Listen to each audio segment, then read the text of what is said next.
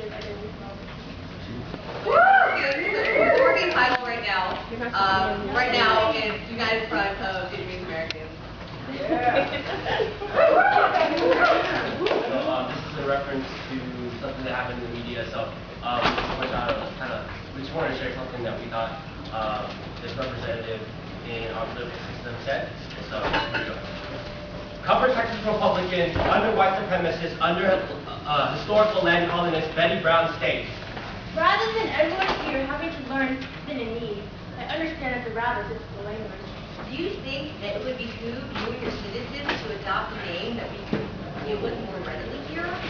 Can't you see this is something that could make it easier for you and your citizens who are poll workers? If you could adopt a name for identification purposes, that's easier for Americans to deal with? Minh Yang Nguyen. Fong Tran. Right now. Tracy. My dad enunciates the secretary in leather chairs, thinking back my rude creeping glares that make my father give up shamefully. As he tries to call me out of class, he punches my cellular number onto his cellular phone, 50 years too old for my razor. Even after I've told him countless times, Dad, I speed down number 2, just press it. I pick up the phone to hear my dad say, the secretary didn't understand me again. Dad, sometimes I wonder why you named something you can't even pronounce. Let me put a crossing guard in your path, slow down traffic on the speeding road, drop the CY and Tracy, integrate M to make me Trem, and name me Vietnamese because I am your Vietnamese daughter. Name me Vietnamese so that when you call out to Tracy, good night. Your tongue doesn't twist the traces of Vietnamese yearning to call out to me, your daughter. By people's language, being bit, shared by smooth as lips, exchange on heart and mind connection, was colonized by French imperialist letters and accent marks. And it would never be the same. These same colonists constrained my name from its original form in life.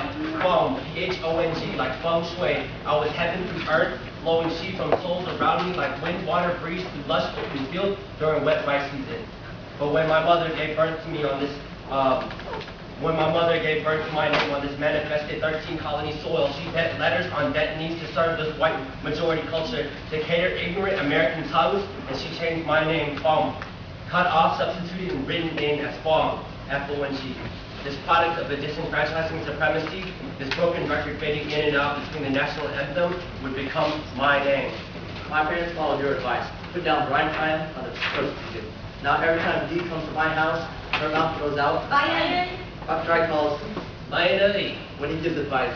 Other relatives twist, turn, try to say Brian.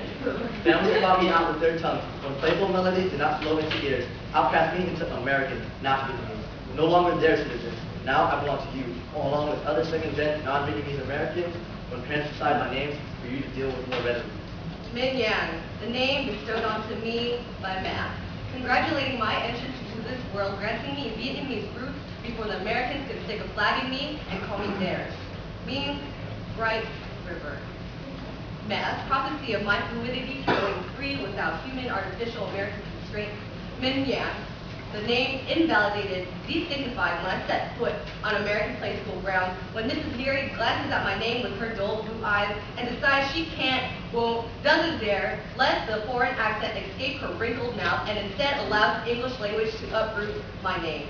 Visions of a river flowing over pebbles smoothed by gentle currents, running through lush, rice paddy fields, providing many the source of life. Gone. As soon as man let the river run down her cheek and dry into the name Anna, appropriated to appease this culture-lacking bitch. Fuck you, Betty Brown! Just because your name rolls out twice as often on your tongue like nursery rhyme, ingrained through my 4-year-old mind because kindergarten flashcards taught us red, blue, yellow, and brown, and because I bake cakes by Betty Crocker, white icing like your name. And you know what? My dad can't pronounce your name.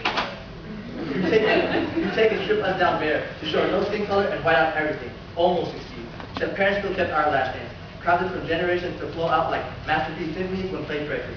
A reminder for the Vietnamese families, we belong.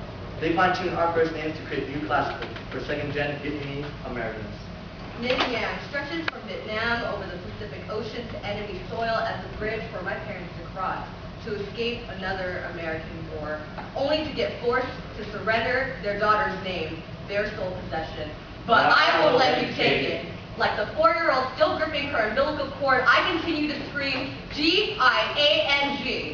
Betty Brown's words are the words of conquerors who dictated Vietnamese people throughout history, from the Thams to the Chinese, from the French to the Americans. When Vietnamese people came to America, we were not wanting economic immigrants out of financial opportunity, but needing political refuge out of pure instinctive survival.